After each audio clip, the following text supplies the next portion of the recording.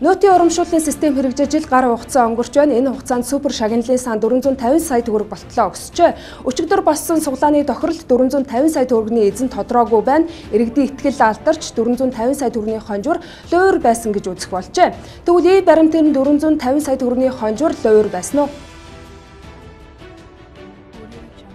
За энэ дээр болохоор мэргэжлийн хяналт, шудраг өрсөлдөөн эрхлэгчийн төлөө газар, сангийн яам, стандарт хэмжүүлэлтийн газар, цагдаагийн ерөнхий газар, татврын ерөнхий газрын албаны хүмүүс суглааны тохиолдлын шууд нэвтрүүлгийг хяндаг. Тэгвэл 450 сая төгрөгийг хожих магадлал хэдэн тохиолдолд тодрох боломжтой вэ?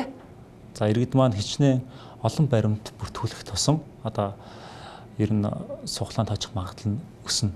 За тэгэхээр саяны суглаанд 13 сая 90 мянга орчим төлбөрийн баримт суглаанд оролцсон.